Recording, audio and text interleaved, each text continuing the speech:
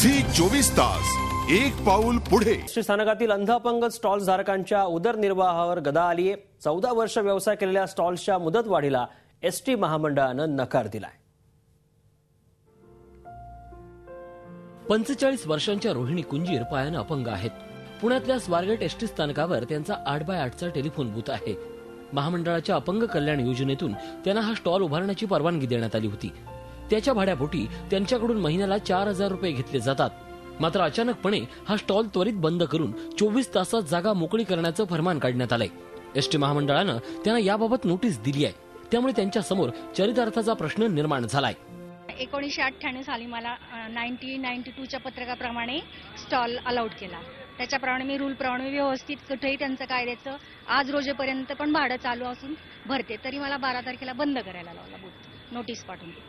Stall बंद करण्याची परिस्थिती ओढवलेल्या रोहिणी कुंजीर एकट्याच नाहीयेत। राज्यातील एसटी स्थानकांवरील सुमारे 4500 अंध अपंगांसमोर हाच प्रश्न उभा टाकलाय। अंध अपंगांना देण्यात आलेल्या स्टॉलसाठी 14 वर्षाची दिलेली मुदत संपल्यानं हे पाऊल उचलल्याचं महामंडळाकडून सांगण्यात येत आहे।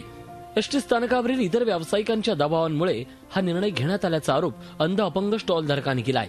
या प्रकरणी अपंग कल्याण आयुक्तांनी स्टॉल धारकांच्या बाजूने निर्णय दिलाय। मात्र त्याला महामंडळानं उच्च न्यायालयात आव्हान दिलंय। उच्च न्यायालयाचा निर्णय प्रलंबित असताना स्टॉल धारकांना नोटिसा बजावण्यात आल्या आहेत। त्यामुळे अंध अपंगांच्या कल्याणाच्या घोषणा करणाऱ्यांना त्याची खरोखरच किती कळकळ आणि काळजी आहे याबाबत प्रश्नचिन्ह निर्माण झालंय। झी 24 ताससाठी अरुण मेहत्रे, पुणे। झी 24 तास एक पाऊल पुढे।